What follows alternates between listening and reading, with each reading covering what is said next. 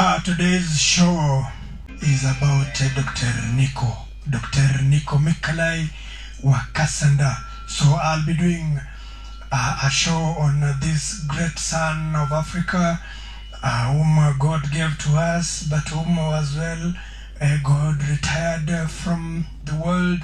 His name was Nicolas Kasanda wa Mikalay. Nicolas Kasanda wa Mikalay. But because of what he was able to do, musically speaking, he was given the nickname Dr. Nico Kasanda wa Mikalay.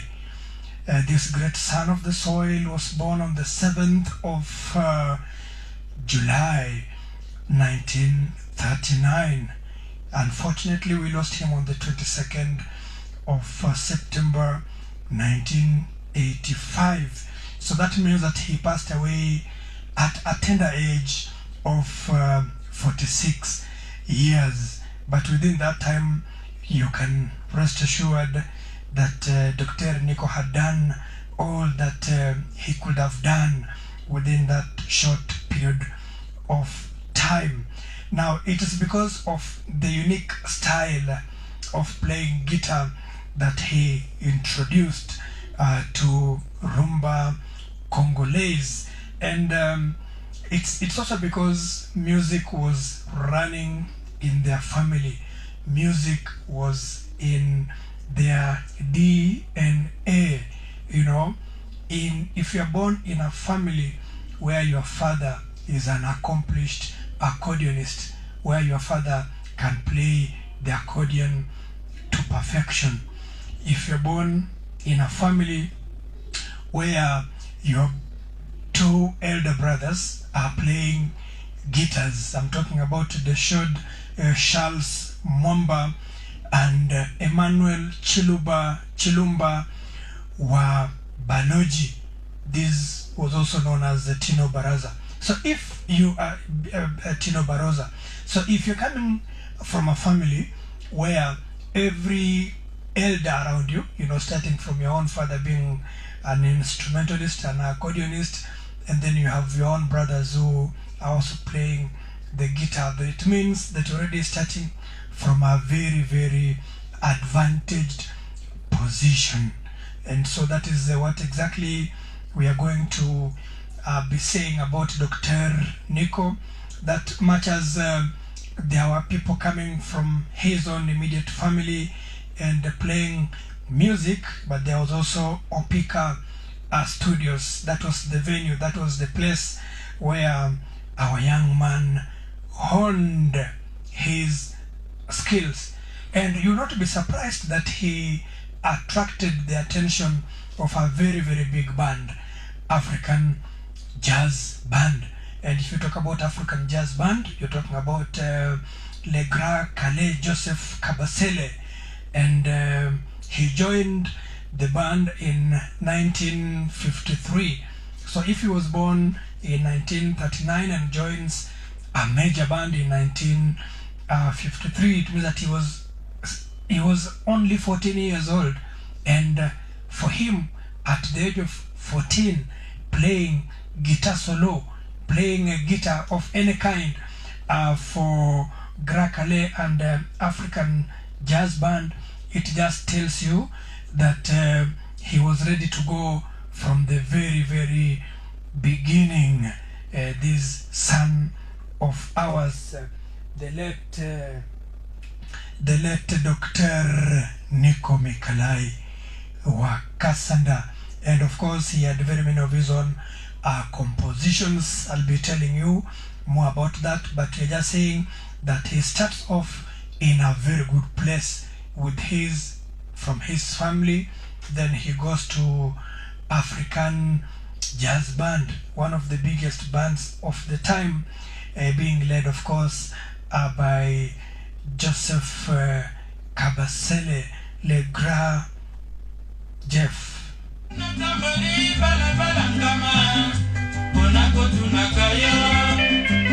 He even introduced a new style of music that he called Kiri Kiri. Kiri Kiri Mabina Yasika.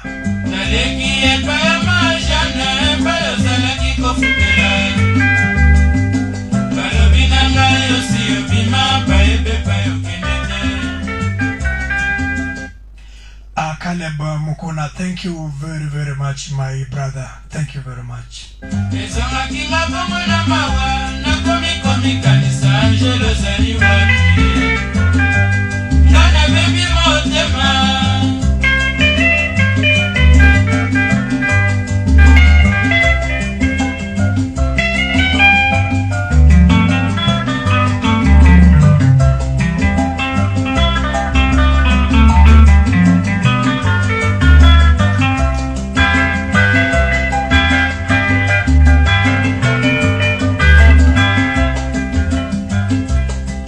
Baby, motema mwanga molukio, to mona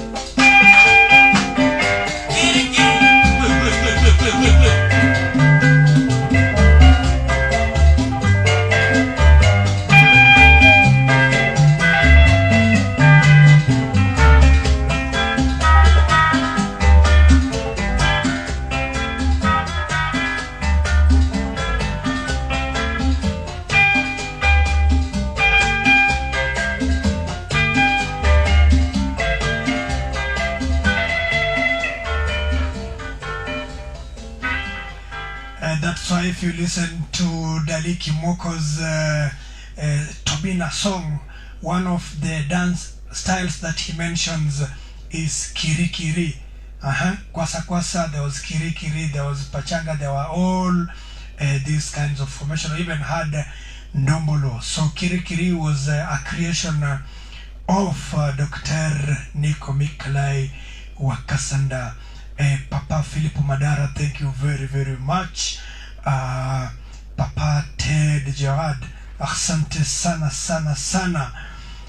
Mwange Madeka, thank you very, very much. Sheri Sheri, Semeki Nanga Oyo, thank you very, very much again for watching this show. Thank you.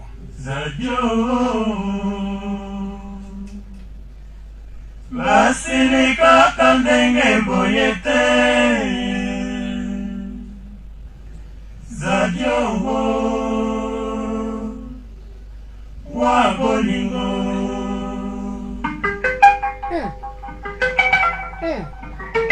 Oh.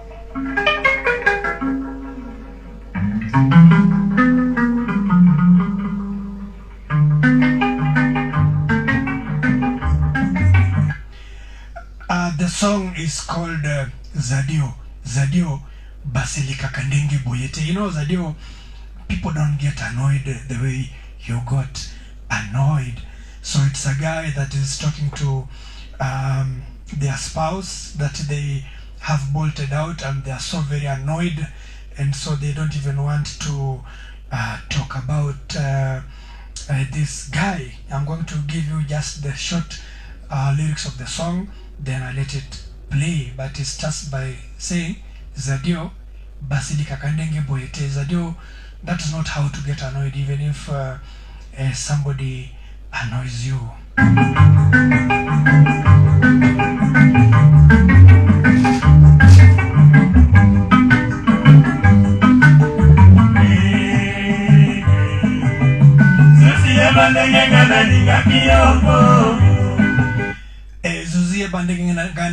Please, I would like you to know how much I used to love you, or the way I used to love you.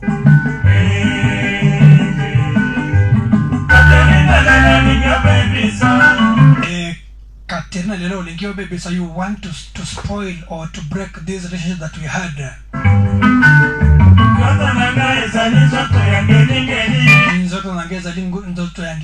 You know, I am one person that has a very soft or weak body, if you will.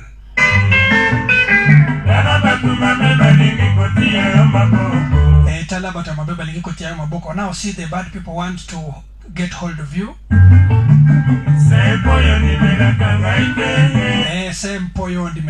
Because you have never said yes to the things that I tell you. But today you are going to say yes.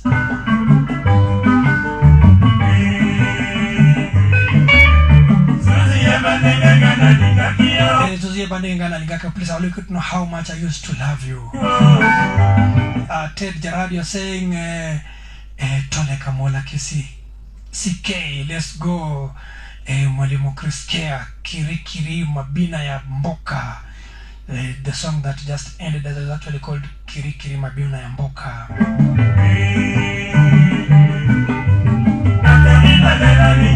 Today, Katerina, you want to spoil this relationship that we have created.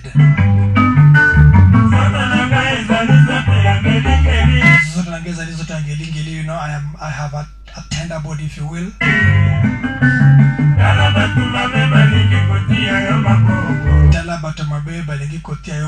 See, everyone else wants to get hold of you. Caleb, you're saying you're following this show from Kitengela. Thank you very much.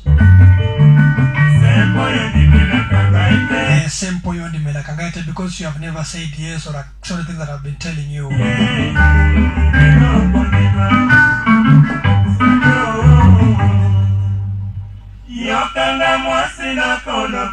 Yokanga Mwasina Koloba, listen to me, woman, I'm talking.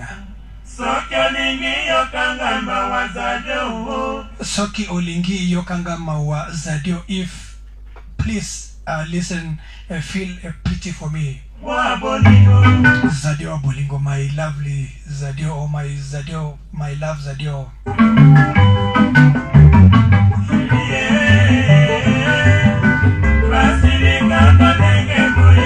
Sherry Basilika Kadenge Boyete, my darling, did not get annoyed the way you got annoyed. Namoni ayo ekomi moto melama. I see that yours is so hot. Please take some water. Empokiti some motema that you can bring down, or you can calm down, or you can cool off your heart.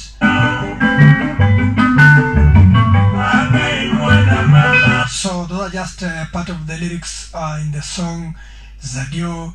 Remember that in this show I endeavor to tell you the profile of the artist, but I also tell you the meanings or translations of the songs in perspective. Basilika kandenge boyete Zadio wa bolingo.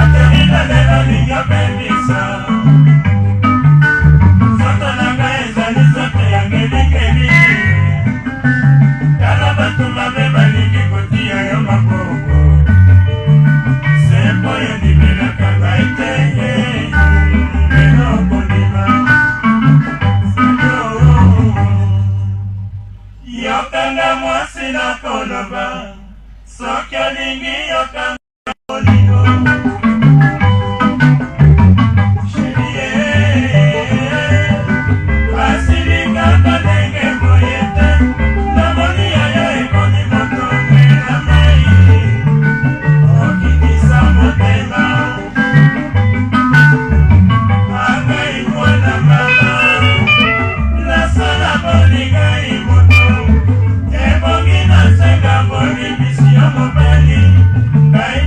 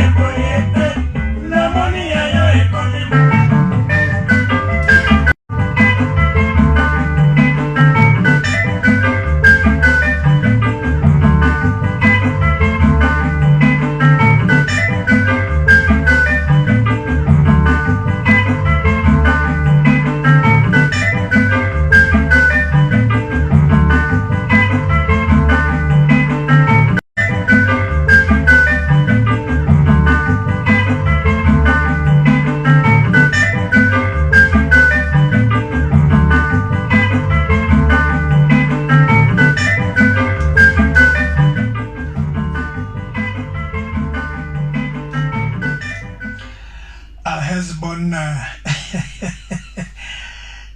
mbote monsiomo la kisikea mposo mi balele ki na mwenyelo ngina yote. So my brother Hesbon Jachabera says that he has not seen me for the past 2 weeks. I apologize because I was not able to do this live last week. And then he says pona yoki yote na kati ya program 1 hour yebisanga mabe za wapi. So there was no problem. I had just gone to do something else a little bit, and so I got held. Then he says nasapeli komona yona talatala lokola yanoko robate mugabe. This guy says that he likes to see me. He is looking at my image and he claims that I look like the late Uncle Robert Mugabe, Mokonzi ya kala ya Zimbabwe, yule aliyekuwa president wa Zimbabwe, kwamba mimi na na dictator mkuu Robert Mugabe, kwamba tunafanana. Thank you very much my brother, and I'm really happy that you're here and you're following this show today. I'm just honoring, really paying tribute to the late Dr. Nico Mikalay wa Kasanda.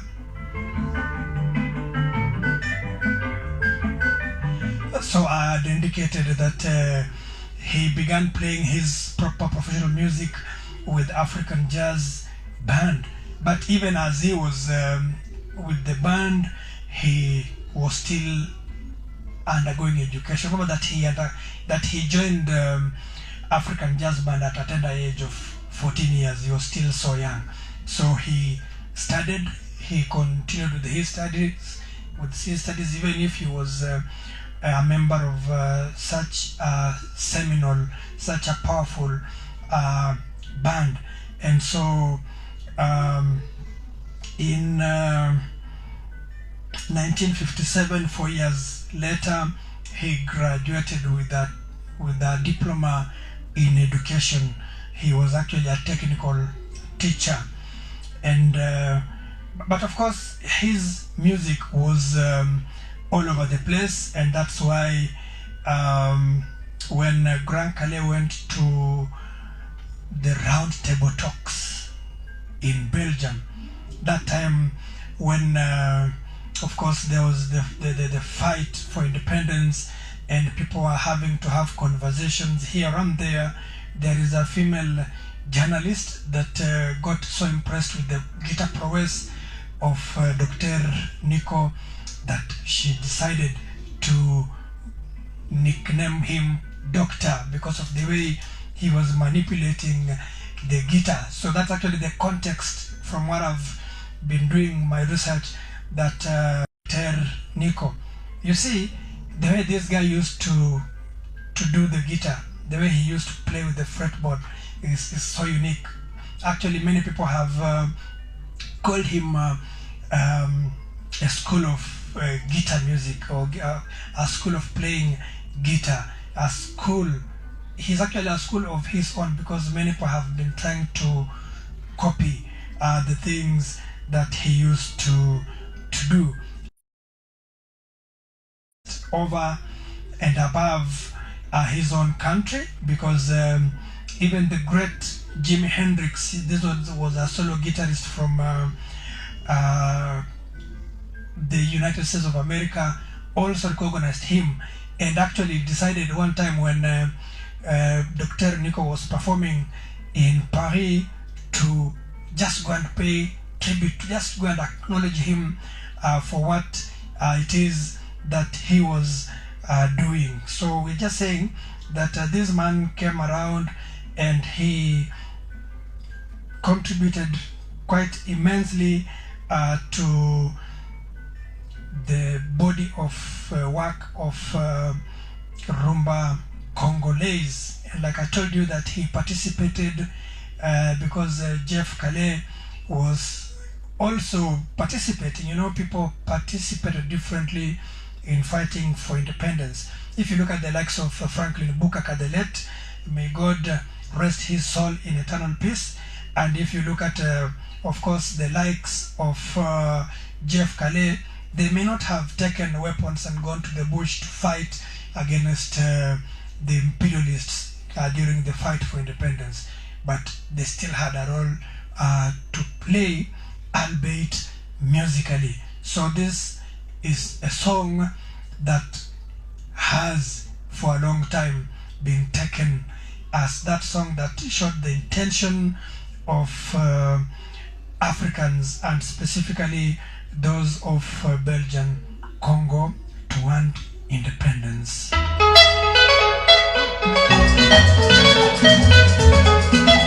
The song is called Table Ronde, the round table. So it was performed during the round table talks in Belgium that time, when there was a serious agitation for independence.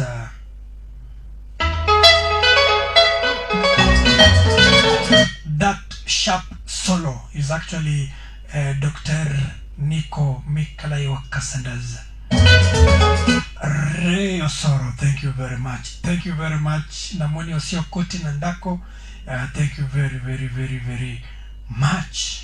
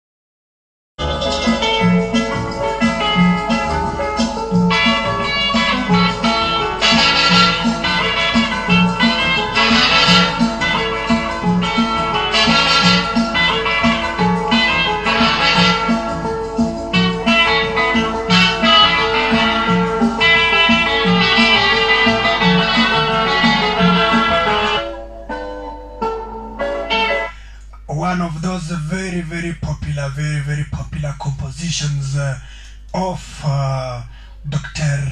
Nico. The song is called Kamulangu, and you can hear his very unique solo guitar. this guitar that talks to you, you know.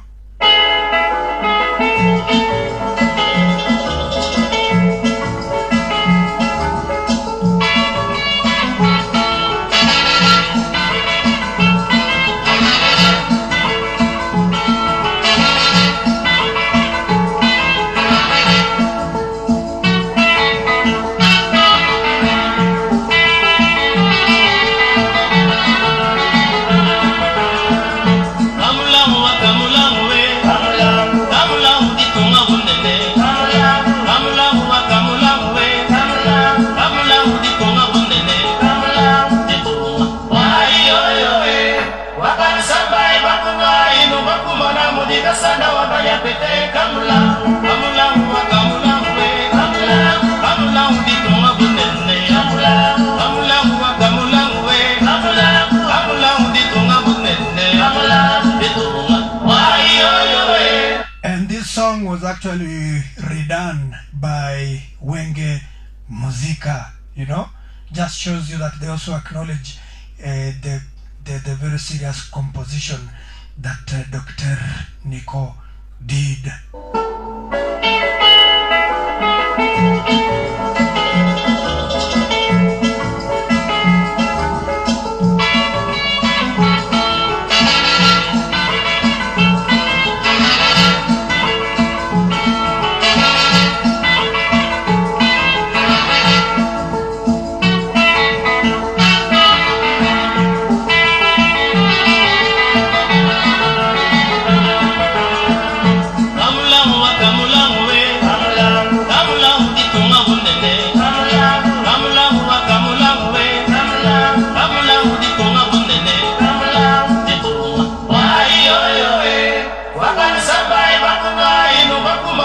Kasanda wabaya pete kamula kamula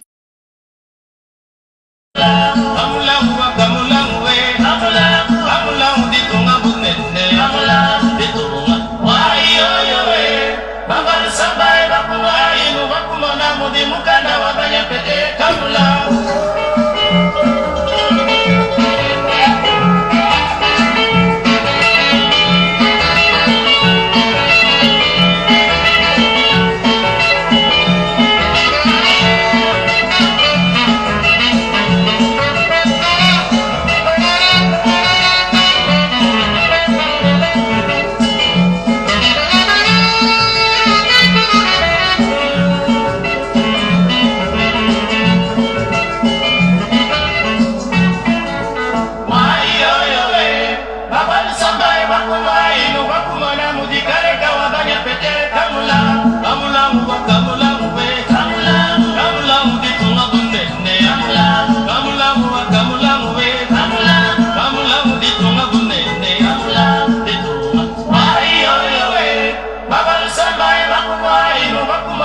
Kasanda wabaya pete kamula.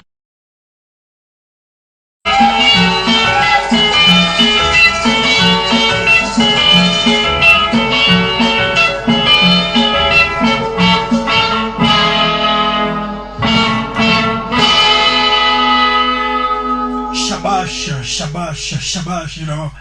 That's actually how you get to appreciate. And Ray also is telling me that this is our great, guitar legend. This is our great guitar legend, Nyamweyo Migiro and himself. They are saying thank you very much.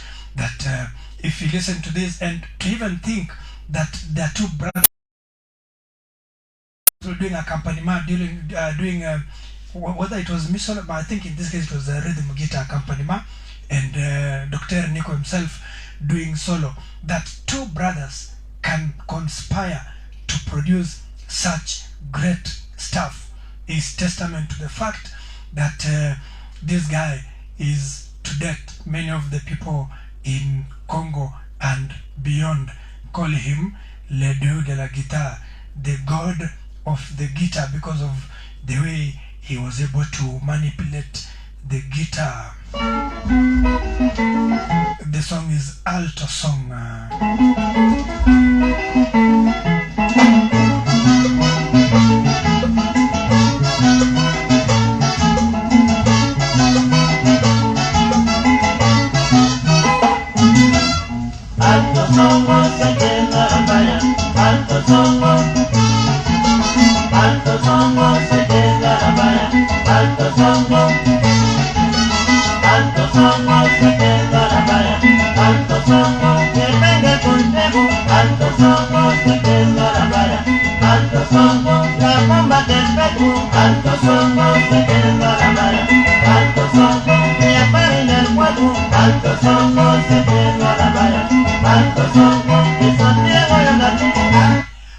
My brother Julius Toko, thank you very much for passing by. Thank you, asante sana.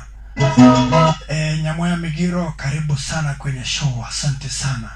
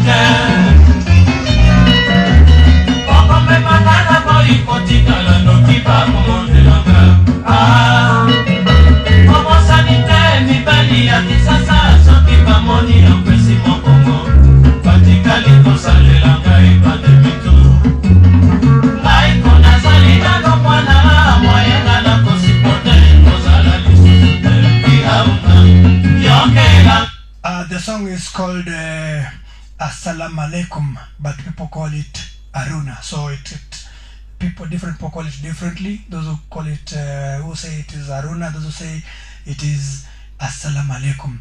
But the one fact is, it's a very good song.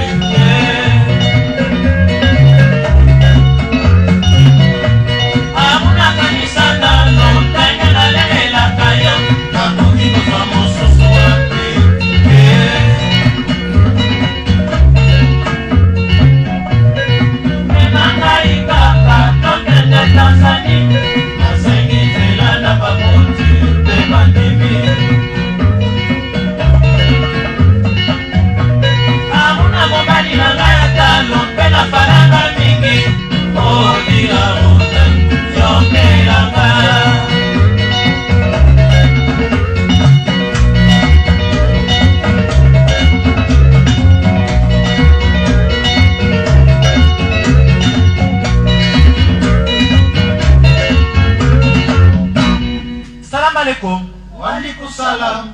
Anisona. Atala nasi. Na niendu. Na aniendu. Andakala. Suzana. Salam alaikum. Walikusalam. Anisona. Atala nasi. Na niendu. Na aniendu. Andakala. Suzana. Tia moto.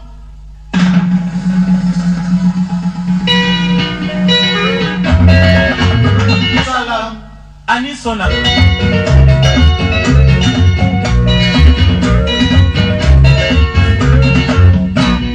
Salam alaikum.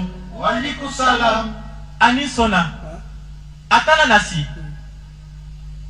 Na niendu. Na aniendu. Andakala. Salam alaikum. Walikusalam. Anisona. Atala nasi. Na niendu. Na aniendu. That's why the song is called Assalamu alaikum. Andakala. Suzana. Tia moto.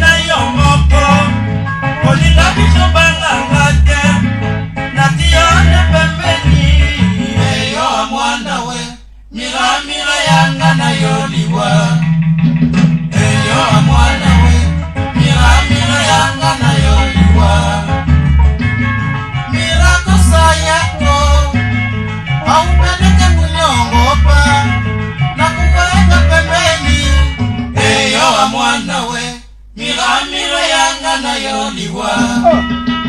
Eyo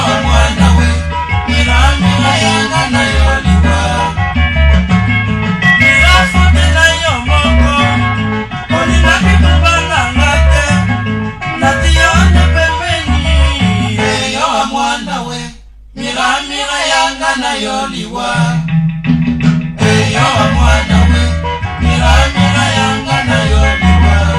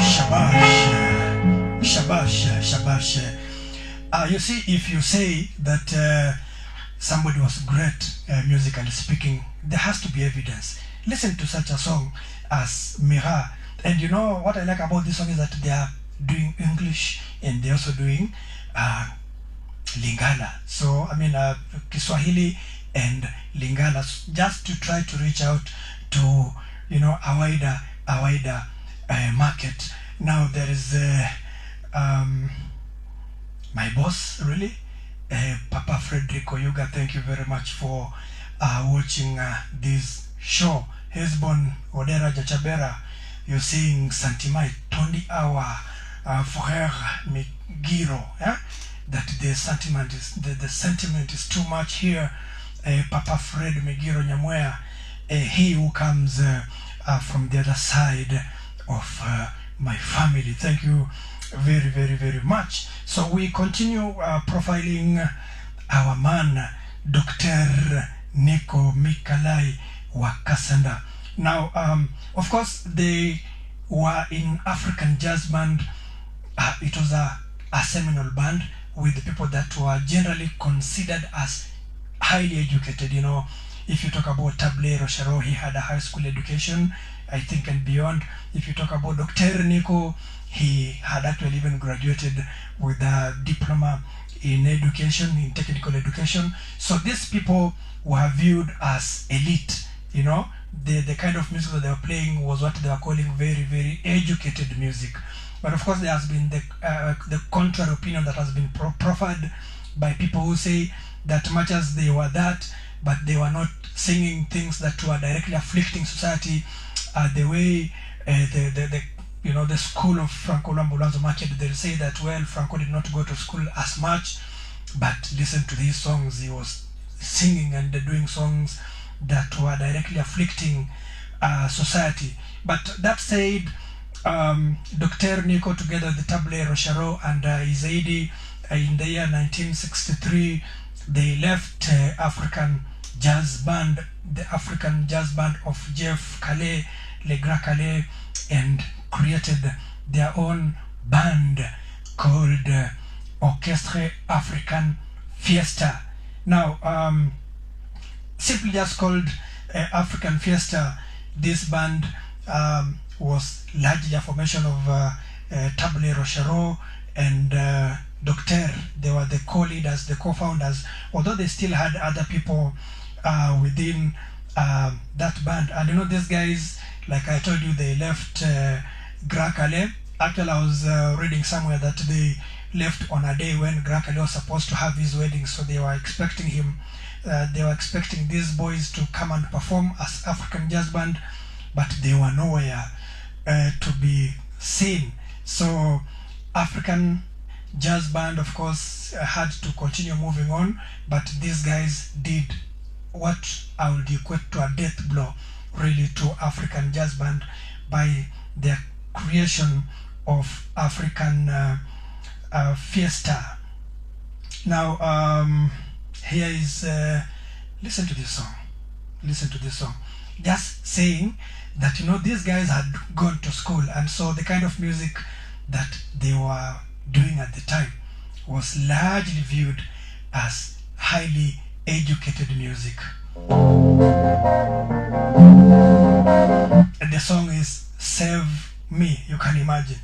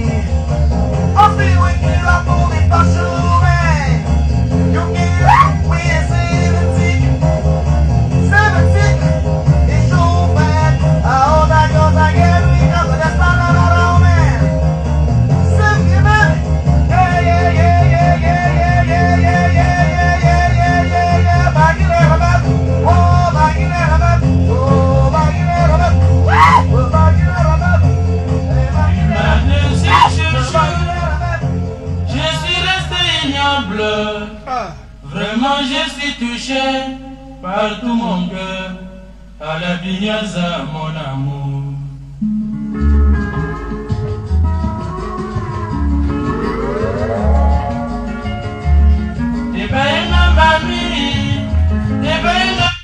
In fact, my brother Ray Osoro says that the song Save Me just shows you how much of exploring these fellas were, because they clearly displayed, you know, the Cuban-Spanish connection to rumba Congolese.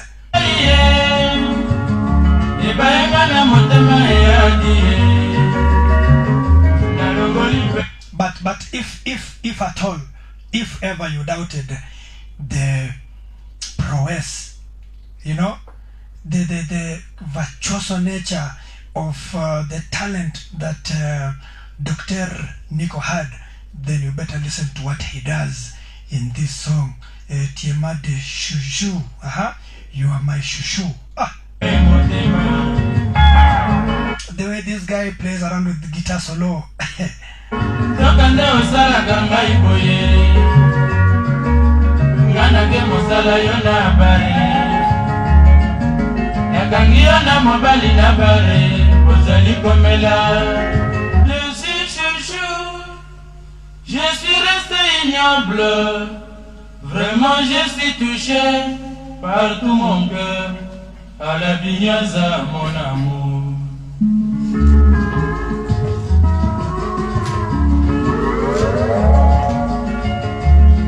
Ebaenga mami, ebaenga iye, ebaenga na motema eyadi ye, na longoli pe motema,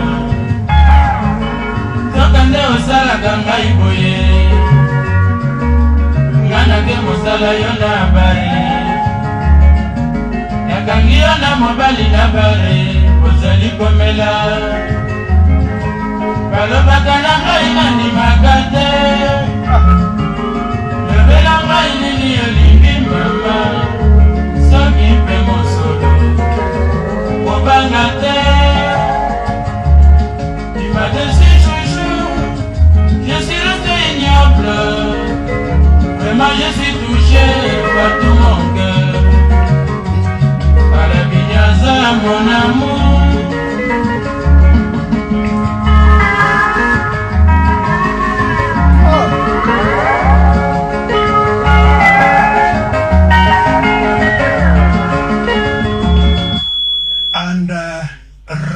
Soro says that we should dedicate this song to Migiro because he loves this song to bits.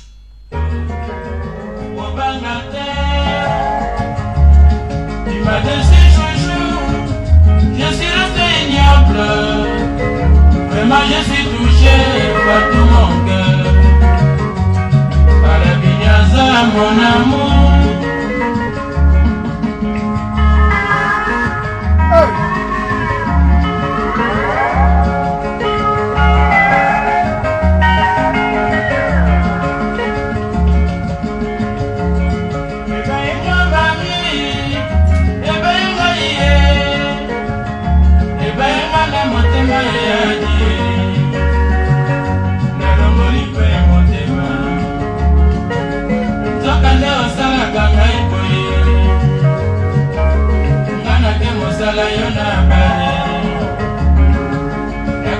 Na mobali na bare ozali komela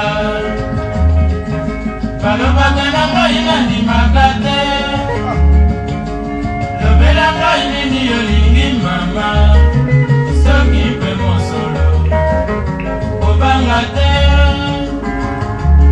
Tu m'as déçu chouchou, je suis resté ignoble, vraiment je suis touché par tout mon cœur, mon amour. Namoni yo namonaki yo nyonso balobaka na nandimi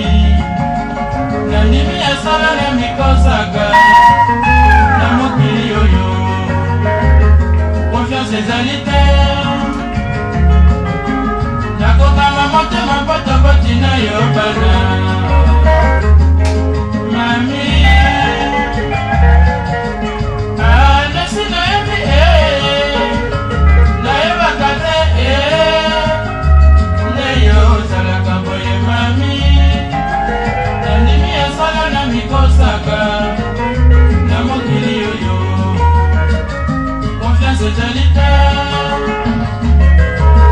Nakokanga motema potoboti na yo bana mami, namoni yo namonaki yo nyonso oyo lobaka na ngai lokuta, nandimi asala na mikosaka na mokili oyo confiance ezali te, nakokanga motema potoboti na yo bana mami.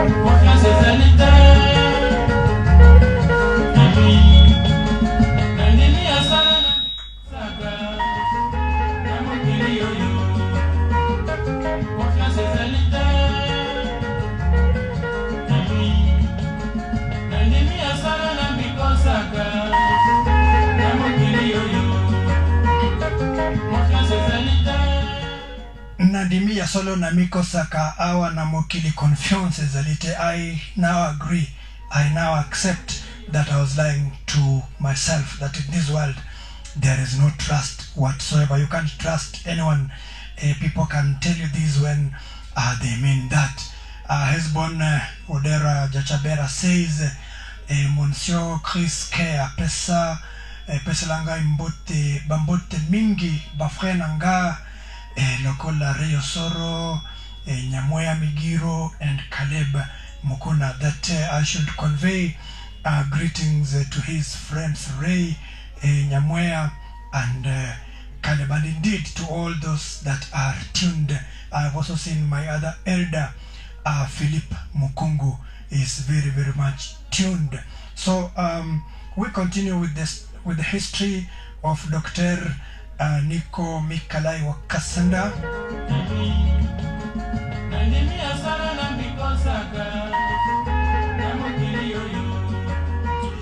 So they moved on from African jazz band, and then of course created African Fiesta, but this was not to last for long.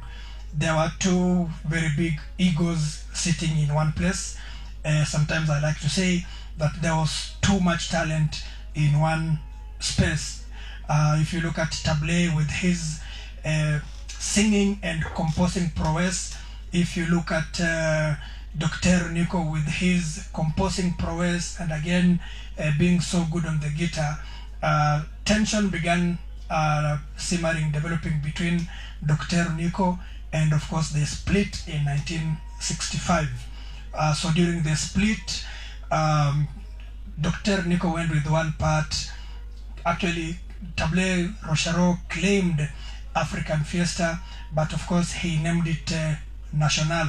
Some people say that he still had other names that he was calling it African Fiesta du Peuple, African Fiesta National, and so on, while Dr. Nico decided to still retain the African Fiesta name, but now he added Sukisa to form African Fiesta Sukisa. And of course, during the formation of African Fiesta Sukisa, he had a number of people that of course were of note, and they helped him in the course of music. Pierre de la France Bazeta, for example, this guy was born in Kinshasa, was a guitarist. Dominique Aporte Dionga was a singer. Dr. Nico himself was largely a songwriter, arranger, and of course a guitarist. Then there was André Zoro Lumingu. I don't know if this one is related to Rhys Lumingu, this other boy that is doing very well. I'm not sure if they are related, but he used to play guitar bass. Then there was Joseph Mingedi, who was Angolan himself. Then of course there was Paul Mizele, such a talented vocalist. Then you also add on this very strong lineup Charles Deshaw Mwamba, and I told you that this was the elder brother, is an elder brother of Dr. Nico. In fact, it is him and his brother Tino Barolo that taught him how to play guitar solo. So therefore Dr. Nico continued with his band called African Fiesta Sukisa, while of course Tablé Rochero proceeded with the African Fiesta National. Of course, he will later on change it to Afriza, of course, as a coinage of Africa and Isa, his own recording label. But because today is all about Dr. Nico Mikalay wa Kasanda, I bring you yet another song.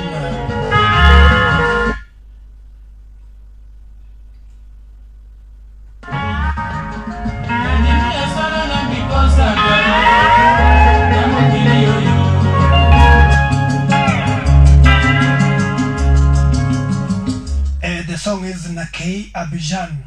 I have gone, or I'm going to Abidjan. Now listen again to what Dr. Nico does here. Listen to this.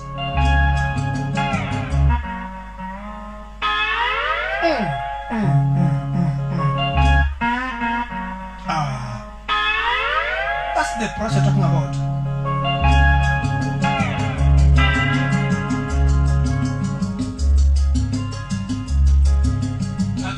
So this Nakaya Bijan, of course, is under his own band. Now for the first time, he is properly leading a band. And this is African Fiesta Sukisa, the one that was created around 1965 after the disagreement with the Table Rochereau, whom they had come together from African jazz band of Grand Calais.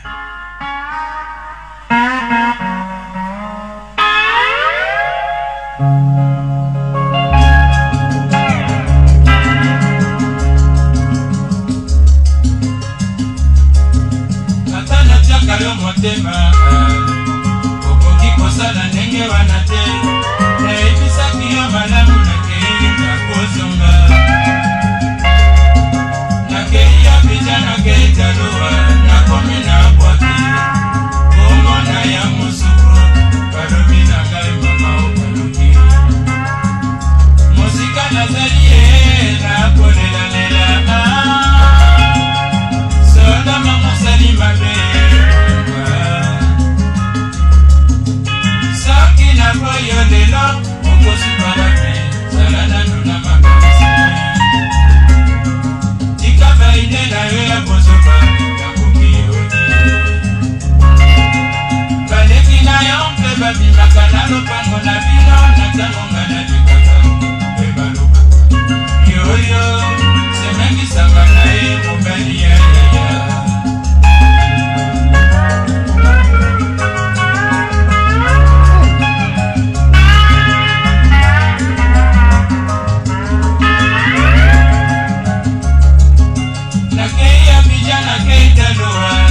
Mina kwake omona ya musuku balobi na ngai mama okaloki mosika nazali ye nakolelalela soloma mosali mabe soki na boyo lelo okosuka wapi zala nanu na makanisi tika baide na yo ya bozoba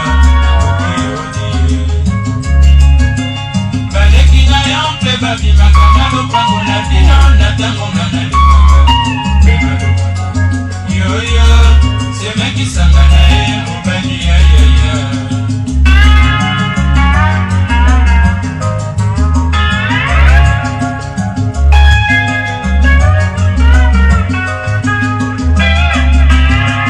muka soki tokovanda na yo kitoli ya bato muka muka yo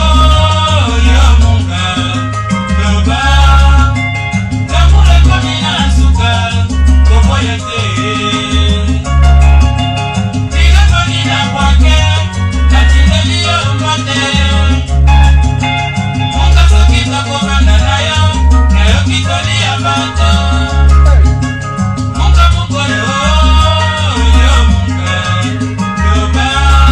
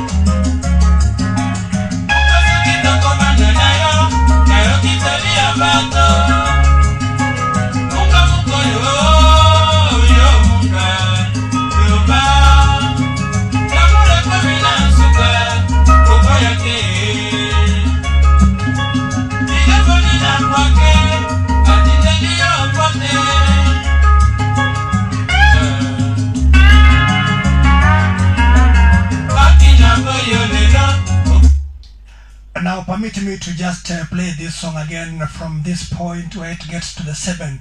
Now the 7 of a song is that part of the song where they end singing, and then of course instruments start doing, instrumentalists then take over. They play the different instruments that they do. But I want you to listen to what Dr. Nico is doing to his guitar solo. Is this crazy? It is very crazy indeed. How did he create this kind of sound in his mind before he brought it to his fingers? And of course he gave us this very sweet thing. Nakea Bijan is another of those songs that shows you that Dr. Nico was a virtuoso.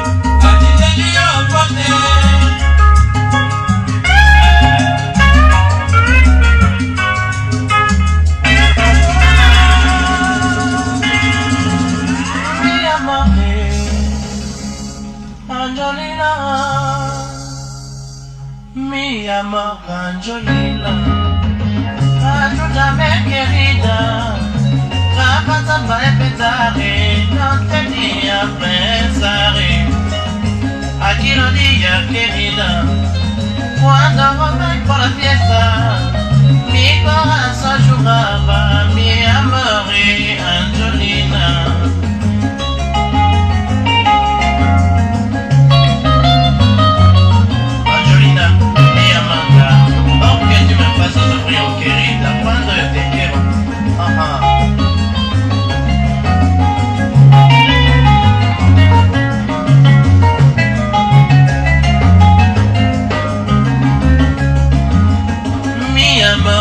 Angelina, ayúdame querida, a pasar para empezar y no quería pensar aquí los días querida, cuando voy por la fiesta, mi corazón lloraba, mi amor Angelina.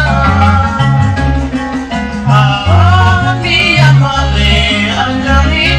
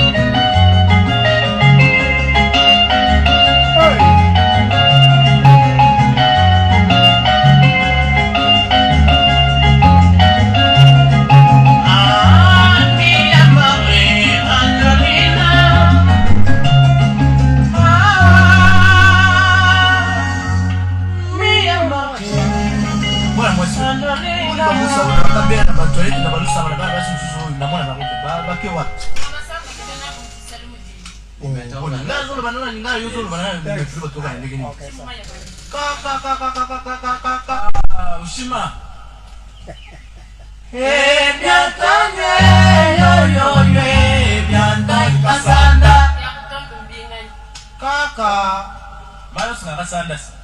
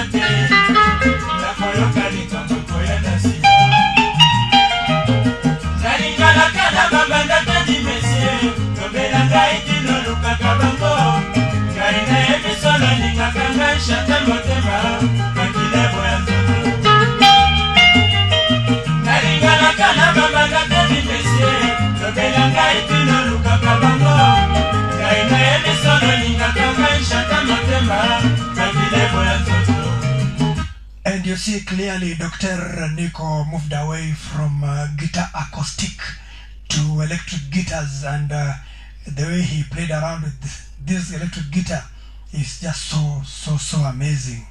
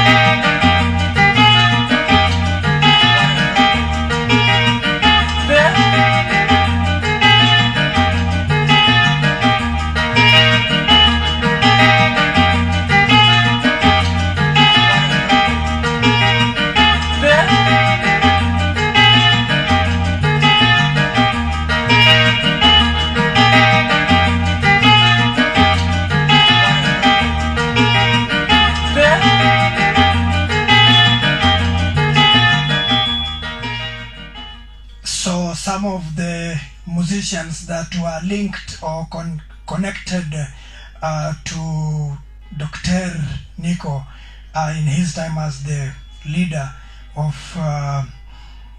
Sukisa. Lesa Lassan was a vocalist. Etienne Chantal Kazadi was a vocalist. Joski Kiambukuta Londa, yes, Joski Kiambukuta Londa passed through African Fiesta Sukisa. Then of course there was Valente Sangana. Now he had a number of guitars that passed through him, including of course Bopol Mansiamina Mfoko. May God continue rest in his soul in very eternal peace, together with William Sapo Kabamba. These guys could actually play both rhythm guitar and bass guitar, so they were always available if anything needed to happen. And then of course his own brother Charles Deshad Mwamba was also there, could play guitar accompaniment, rhythm guitar, could also play misolo, depending on the lineup that they had for a particular song. Then there was of course Michel Ngwalali this one used to play the flute. Now, let's just say this, that Dr. Nico will live in our hearts for a long time. Of course, around 1973, his band broke because he had issues with his own recording label. The recording label did not come through the way he would have wished it to, and so he got very disoriented. In fact, we lost this guy to music, or away from music, if you will, in early 70s. That is when his recording label could not pick. He was so dismayed. He actually left music altogether for a long time, until of course 1982, when again he had a slight reunion with the Table Rochereau, but that was never going to be. But of course, if you think about the people that he had attracted to himself, in fact, if you think about his guitar prowess, it is such a pity that by the time we lost him on the 22nd of September 1985, we hadn't received our proper share from him. He died at 46, very young, but before he even reached the age of 46, he had been disoriented, I should say, in his mid-30s, and so he just left music like that, and it is so sad that happened. But what we also know is that while he lived, he gave us memorabilia. He gave us songs that we can always look at and say, yes, there lived a man in rumba Congolese, and he had such an immense contribution to the bodywork of rumba Congolese, and in fact African music all together. So in his many experiments, of course, he brought Joski Kiambukuta, and I would like you to listen to how Joski Kiambukuta began thriving, because this is actually very it's the very beginning, it's the very cradle, if you wish, of professional music under Joski, or for Joski Kiambukuta, he who got retired not so long ago.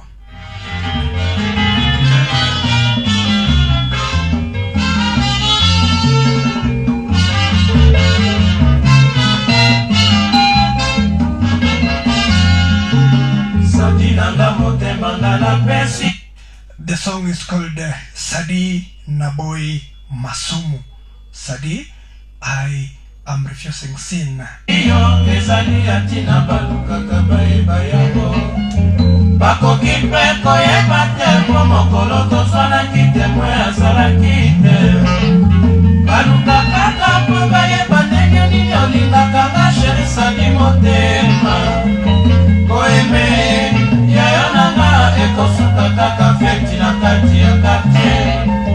Décision, les hommes motema polingue la soni na mise bato. Na episi yo ndenge na lingaka yo na bombite, na lobi sincérité. Sadi ya bapansana na tiyo elemo na motema. Sadi ya bapansana na tiyo elemo na motema.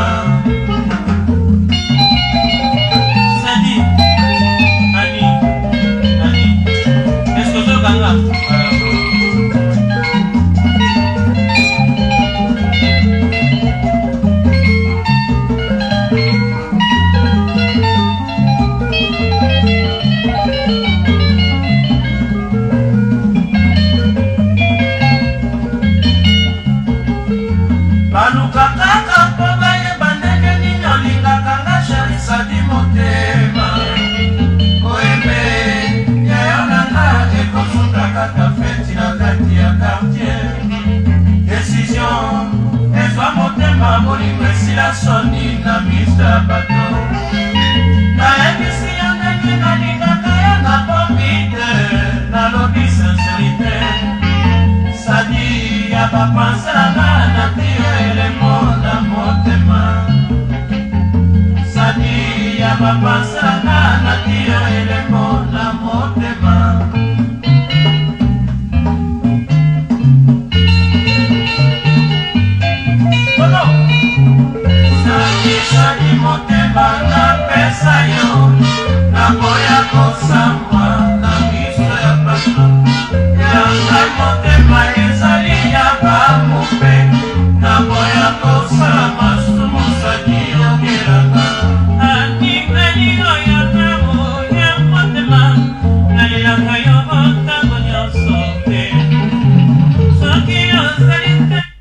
Of course, that is the unmistakable voice.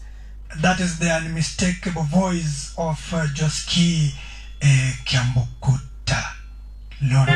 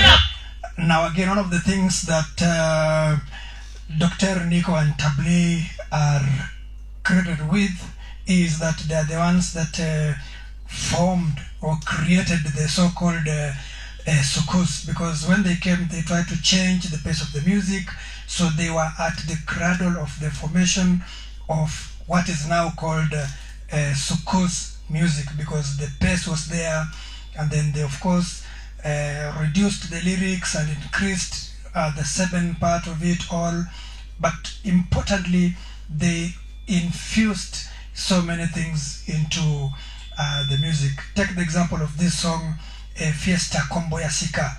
That Fiesta is the latest band, is the newest band, and that everybody else that likes rumba Congolese would do themselves a big favor by listening and following Fiesta. So this one is African Fiesta. The guys are just announcing to the world, but they are the latest catch in town, you know. Africa Fiesta, Congo ya Sika. Naka mekabiki, nakona mani bamoko. Oyo delika mama. Eka na baeba na o, baeba na o, koya miziki. Eka na baeba na mosala na bango. Oyo delika. Na yoki sesa mwana leo. Africa Fiesta, Congo ya Sika.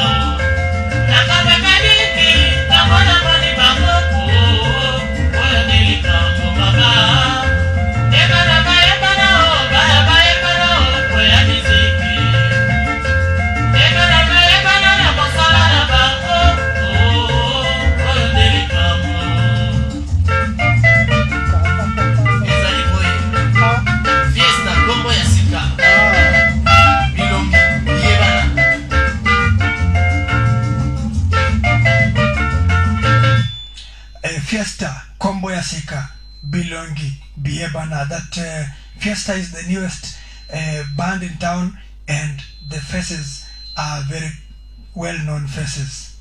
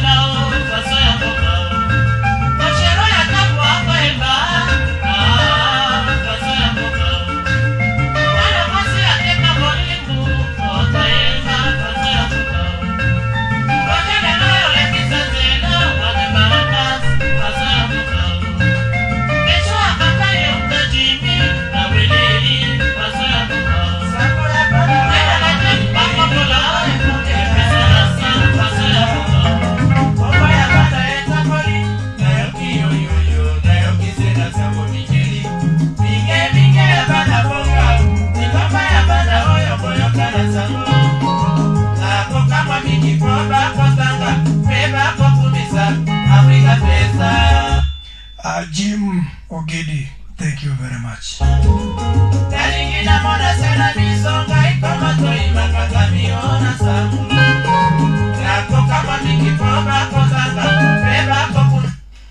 The song is called Minge Rumba Fiesta. Africa Fiesta.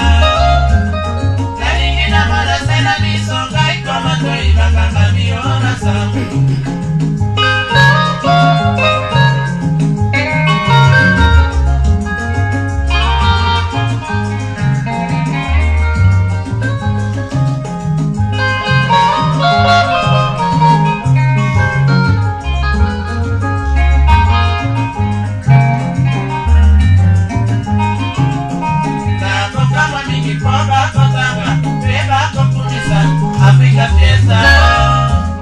Talingina moda sena misonga ikoma toi makanga miona sa. Na koka mamingi poba kotanga beba kokumisa Africa Fiesta. Talingina moda sena misonga ikoma toi makanga miona sa. Oh mama, oh yaya, minge minge, minge minge. Roger Zaidi, minge minge, Dr. Nico, minge minge, Laburo Shero, minge minge. We got the show, minge minge, the Messiah, the Buena, minge minge, Fabrico la Monda, minge minge. Okina Pere, minge minge, And of course, this song is giving you the lineup of African Fiesta just when it was formed from Le Grand Calais African Jazz Band. You know, there's Roger Zaidi who used to play maracas. There was of course Dr. Nico himself on guitar. There was Rochero on the vocals, among others. So just listen again to the lineup of African Fiesta.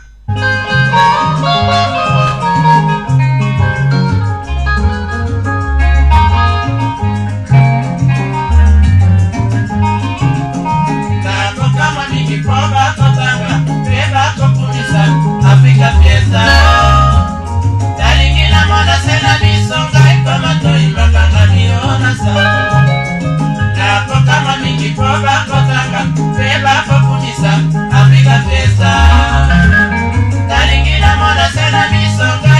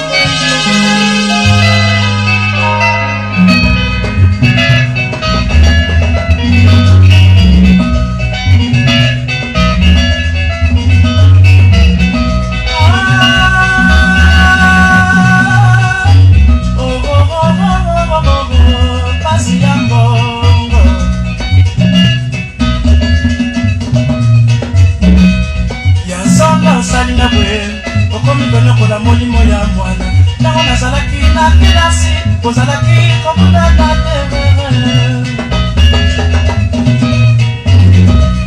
yasala bonganile okomi konyokola molimo ya mwana ntango nazalaki na kelasi kozalaki komundana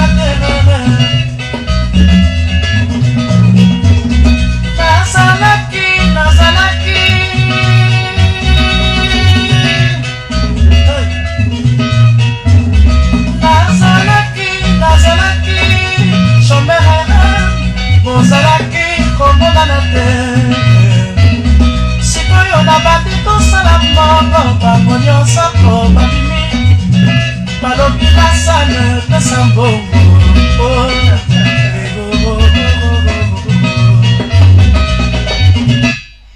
Now this song is very profound in the sense that of course Lasana is telling us that when he was struggling, when he was out there trying to make ends meet, when he was going to school, struggling to go to school, people did not bother so much to help him.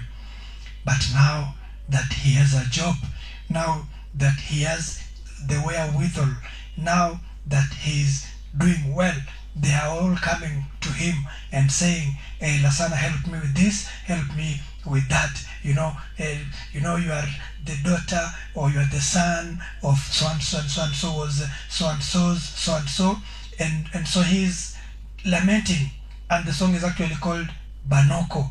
So Noko is an uncle, and then Banoko are uncles. So he's saying, where have you been when I've been struggling all this time? So now you find that I'm established, you come, you say, remember that so and so also needs your help. That is actually what the song is saying, Banoko. But listen to the speed, listen to the pace of the song, you know, really taking on the current Sukus format, if you will. This song having been done so many years, just shows you that Dr. Nico was in fact a revolutionary when it comes to music, you know, that this one was just a man of his own. And Hezbon tells me, Monsieur Khuskia, namoni suka program na piso ekomi, tikana zangesala yo mele si mingi pelongonya, mingi mpona anniversaire ya le artiste Dr. Nico Mikalay wa Kasanda, mokonzi ya le African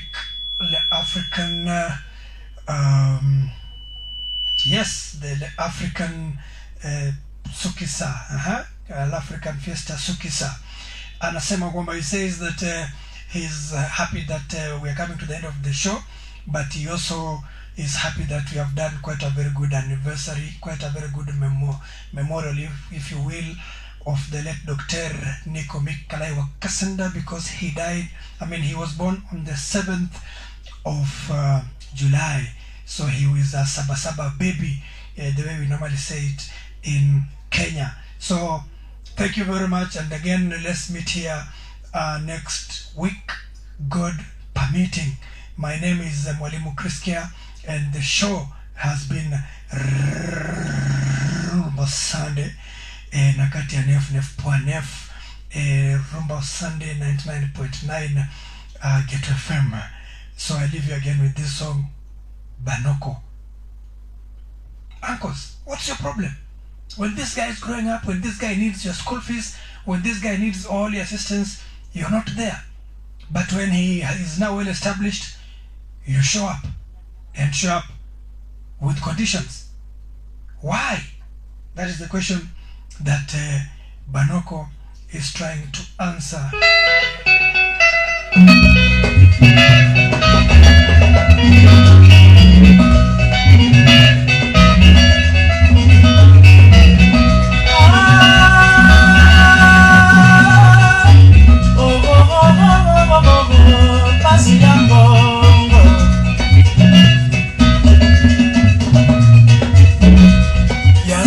Salina bwe okomi konyokola molimo ya mwana ntango bozalaki na kelasi bozalaki komonana te yasanga bongalinga okomikonokola molimo ya mwana ntango nazalaki na kelasi bozalaki komonana te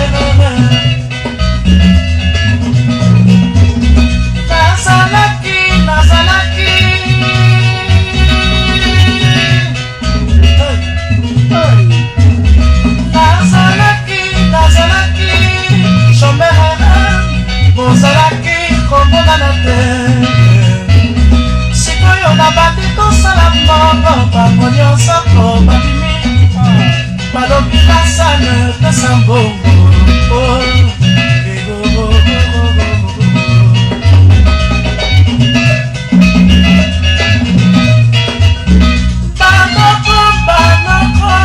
bakokola ngai balingaka mwananga mpona mbongo balingaka mesala mpona ntimbo balingaka mwananga mpona mbongo ntango nazalaki shomere bango bamona linge lelo yo nakomi moyembi bango nyonso ko babimi balobi mwana pesa mbongo